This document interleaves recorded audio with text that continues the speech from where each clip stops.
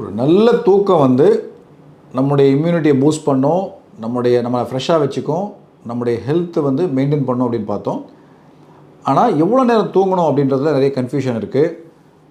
குழந்தைகள் 2 வயதுக்கு உட்பட்ட குழந்தைகள் மினிமம் 10லேருந்து 12 மணி நேரம் தூக்கம் தேவை. இதுவே ஸ்கூல் கோயிங் சில்ட்ரன் 8லேருந்து 10 மணி நேரம் தூக்கம் தேவை.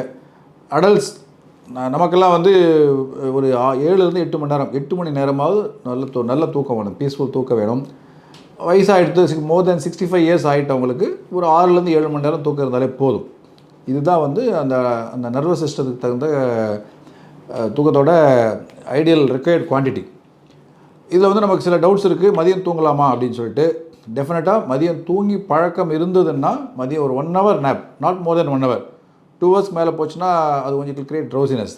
அது மதியம் வந்து நீங்கள் தூங்குறதுனால ஒரு ஈவினிங் ஒரு ஒர்க் இருக்குது, ரிஃப்ரெஷ் ஆக போகிறீங்கன்னா மதியம் ஒரு 1 hour தூங்கலாம். அதை நீங்கள் நைட்டு தூங்குறதுல காம்பன்சேட் பண்ணிக்கலாம்.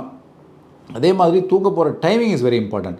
ரொம்ப லேட்டாக போய் தூங்கிட்டு மூவி பார்த்துட்டு நம்ம இல்லை நைட் ஏதாவது ரொம்ப வேலையெல்லாம் பார்த்துட்டு நைட் லேட்டாக தூங்கிட்டு காலையில் லேட்டாக எந்திரிக்கிறது நல்லது கிடையாது.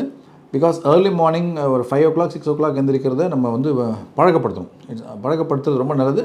அது because that gives lot of productivity. காலைல 5 மணிக்கோ 6 மணிக்கு எந்திரிக்கிறதுன்றது ஒரு பீஸ்ஃபுல் என்விரான்மெண்ட் கொடுக்கும்.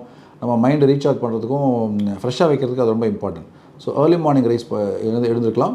So ideally the normal adult requires minimum 7 to 8 hours of sleep. அதை மிஸ் பண்ணாதீங்க.